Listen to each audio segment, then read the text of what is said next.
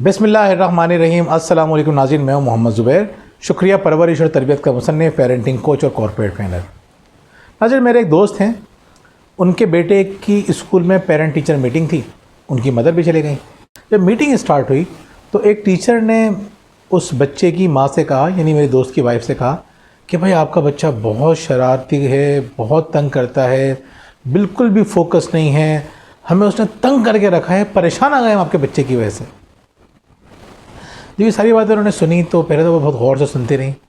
उसके बाद उन्होंने सिर्फ एक जुमला कहा कि आपको टीचर किसने बनाया है, किसने आपको राइट दिया है कि आप बच्चों को पढ़ाएं। वो एकदम हक्का बक्का हुए कि आप ये किस तरह बात कर रही हैं। उन्होंने कहा आपके बच्चे हैं, आप शादीशुदा हैं, आपके बच्चे हैं। उन्होंने कहा हाँ। कि आपके बच्चे का शरारत करें तो आप उनको इस तरह डील करती हैं, और अगर आप इस तरह डील करती हैं ना, बहुत गलत डील करती हैं। जब आप अपने बच्चे के बारे में ये कहेंगी कि तुम बहुत शरारती हो, बहुत बदतमीज़ हो, तुमने मुझे तंग कर दिया है, तो आप बहुत ख़राब पेरेंटिंग कर रही हैं। और जिस तरह से आप ये मेरे बच्चे के बारे में बात कर रही हैं ना, आपको अंदाज़ा नहीं है मेरे दिल पे क्या गुजर रही होगी। मैं अपने बच्चों को यहाँ पढ़ने के लिए भेजती हूँ, सीखने के लिए भेजती हूँ, और आप मुझसे इस तरह से बात कर रही हैं कि मेरा बच्चा तो कुछ भी नहीं है, ज़ीरो है मेरा बच्चा, बहुत बुरा है मेरा बच्चा। मेरा बच्चा बुरा नहीं है, आपको पढ़ाना नहीं आता। आपको ज़िम्मेदारी लेनी चाहिए कि आप बच्चे को पढ़ाएं। अगर मेरा बच्चा क्लास में कॉन्सेंट्रेट नहीं कर पा रहा है, तवज्जो नहीं दे पा रहा है, तो कौन रिस्पॉन्सिबल है? आप जिम्मेदार हैं या वो रिस्पॉन्सिबल है? मैं घर में पढ़ाती हूँ, मुझसे तो बड़ी तवज्जो से सुनता है, वो बड़ी गौर से मेरी बातें सुनता है। तो फॉल्ट किसका हुआ? मेरे बच्चे का तो नहीं हुआ ना। नाज़रीन, बहुत इंपॉर्टेंट बात है। टीचर्स ये बात समझने के काबिल ही नहीं है कि उनकी ज़िम्मेदारी क्या है। देखिए, जब हम बच्चों को स्कूल में दाखिल करवाते हैं, क्यों दाखिल करवाते हैं? इसलिए करवाते हैं ना कि हम नहीं पढ़ा सकते बच्चों को, हमारे पास टाइम नहीं है, ये हमारे पास स्किल्स नहीं है, हमें पढ़ाना नहीं आता, इसीलिए तो बच्चों को हम स्कूल में दाखिला करा रहे हैं। अगर हमें पढ़ाना आता, हम इतने बड़े एक्सपर्ट होते, तो हम आपके स्कूल में क्यों डालते?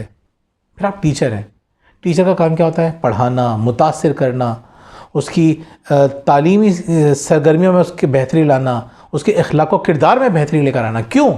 क्योंकि आप टीचर हैं, आपको इतना बड़ा मुकाम दिया गया है। टीचर डे सेलिब्रेट हो रहा है, आपकी नज़में लिखी जा रही हैं, आपके लिए गीत गाए जा रहे हैं, आपको अप्रिशिएट किया जा रहा है, आपके बारे में कहा जा रहा है कि वालिदैन तो बच्चों को आसमान से ज़मीन पे लाए हैं, आप बच्चों को ज़मीन से आसमान पे पहुंचा देते हैं, बड़ा आदमी बना देते हैं।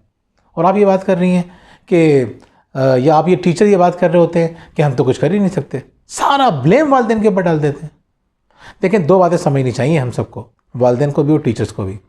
एक होती है तालीम और एक होती है तरबियत। तालीम का बड़ा हिस्सा, बड़ा काम वो टीचर्स का है, क्योंकि वो उसमें एक्सपर्ट हैं। 4 घंटे, 5 घंटे, 6 घंटे जो बच्चा स्कूल में गुजार रहा है, 6 घंटे पढ़ा रहे हैं आप किसी बच्चे को रोज़ाना, 365 दिन उसको आप इंगेज करके रखते हैं, 200 से ज़्यादा दिन उसको पढ़ाते हैं। 200 से ज़्यादा दिन पढ़ाने के बाद आप कहते हैं इसको तो कुछ भी नहीं आता, इसको तो लिखना भी नहीं आता, इसको तो रीडिंग का भी शौक़ नहीं हुआ, ये तो पढ़ता भी नहीं है, इसकी डिक्टेशन में प्रॉब्लम्स हैं, इससे मैथ्स के छोटे छोटे सवालात नहीं होते। तो भाई 200 दिन 6-6 घंटे कर क्या रहा था वो बच्चा आपके पास? फिर टीचर ये भी बात कर रहे होते हैं कि देखें और बच्चे भी तो पढ़ रहे हैं, और बच्चे नहीं पढ़ रहे होते, और मेरा इससे कोई लेना देना भी नहीं है कि बाकी बच्चे पढ़ रहे हैं या नहीं पढ़ रहे। मैं तो अपने बच्चे का ज़िम्मेदार हूँ, मैं अपने बच्चे का टाइम आपको दे रहा हूँ। अब सबसे कीमती चीज़ जो है, अपनी कमाई का बड़ा हिस्सा आपको दे रहा हूँ, क्योंकि मैं नहीं पढ़ा सकता। और मैंने इसलिए इस एक्सपेक्टेशंस के साथ, इस उम्मीद के साथ अपने बच्चे को स्कूल में डाला था कि आप उसको बड़ा आदमी बनाएंगे। लेकिन बदकिस्मती से हमारे स्कूल ये बात समझ ही नहीं पा रहे हैं कि किन ख्वाबों को कुचल रहे हैं वो। सही है, सारे स्कूल ऐसे नहीं हैं, बहुत सिंसियर लोग भी हैं, बहुत मेहनती, बहुत मोहब्बत से, बहुत इखलास से पढ़ाने वाले स्कूल भी हैं, और वो अच्छा रिज़ल्ट भी प्रोड्यूस कर रहे हैं। ये बात सही है। मैं ये नहीं कह रहा कि तमाम के तमाम ऐसे हैं, लेकिन मैं ये बात ज़रूर कर रहा हूँ, एक बड़ी तादाद जो है हमारे यहाँ के स्कूलों की, वो यही कर रही है, ज़िम्मेदारी लेने की तैयार ही नहीं है। वो ये कह देती है कि सारा कसूर बच्चे का है। हाँ, बच्चे का कसूर क्या है?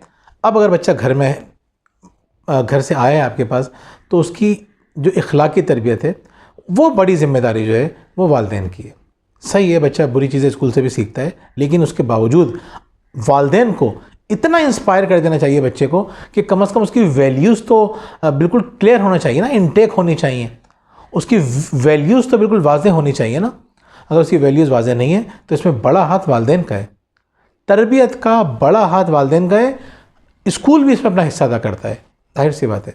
लेकिन तालीम में बड़ा हाथ स्कूल का है, वालिदैन भी अपना हिस्सा अदा करते हैं, वो एक अलग बात है। लेकिन बड़े हिस्से की बात कर रहा हूँ, बड़ा हिस्सा, असल जिम्मेदारी। अगर बच्चा नहीं पढ़ता तो इसकी ज़िम्मेदारी वालिदैन पर नहीं आनी चाहिए, स्कूल पे आनी चाहिए। वालिदैन बहुत सारे ऐसे होते हैं जो पढ़े लिखे नहीं होते। अब क्या करें, वो बेचारे तालीम हासिल नहीं कर सके, तो क्या उनकी औलाद को अच्छी तालीम का हक़ नहीं है? आप तो कह देंगे आपने घर में पढ़ाया नहीं। वो हम कैसे पढ़ाएं, हमें नहीं आता।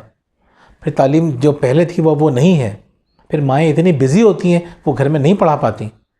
फिर मतलब अभी चाहते हैं कि 6 घंटे में आपने कुछ नहीं पढ़ाया, 1 घंटे में टीचर पढ़ाने के लिए घर में आए, वो सब कवर करके चले जाए, और बाज़ औक़ात करके भी चले जाते हैं। जो काम 6 घंटे में स्कूल नहीं कर पा रहा होता वो 1 घंटे में ट्यूशन कर जाता है। क्यों कर जाता है भाई? और बच्चों को अगर ट्यूशन से हटा दिया जाए तो 6 घंटे किसी काम के नहीं रहते। क्यों? ख़राबी है ना सिस्टम की। सिस्टम से ज़्यादा नीयत की ख़राबी है, नीयत से ज़्यादा इस अंडरस्टैंडिंग की ख़राबी है कि हम कर क्या रहे हैं। कितने कीमती बच्चे हैं, एक एक बच्चा कितना कीमती है। अल्लामा इक़बाल ने ऐसे थोड़ी कहा था कि हर फ़र्द है मिल्लत के मुक़द्दर का सितारा, अफराद के हाथों में है अक़वाम की तकदीर, हर फ़र्द है मिल्लत के मुक़द्दर का सितारा। आपने क्या किया उन सितारों को? नाज़रीन, ये बात समझने की है, ख़ास तौर पे स्कूलों को ये बात समझ लेनी चाहिए कि बहुत बड़ा नुकसान हो जाएगा। एक बच्चे का भी अगर मुस्तक़बिल तारीख़ होता है तो वो एक बच्चा नहीं है, वो एक फ़ैमिली के ख्वाब हैं, वो एक पूरी नस्ल है। बरसों सोचा था वालिदैन ने कि हमारा बच्चा कोई बड़ा आदमी बनेगा, लेकिन हमने क्या किया? हमने एक ही तो बच्चा है, हमारी क्लास में 90% बच्चे अच्छे पढ़ते हैं, हमें 90% से लेना देना कुछ नहीं है भाई। जो वो 10% बच्चे थे ना, उनका क्या होगा?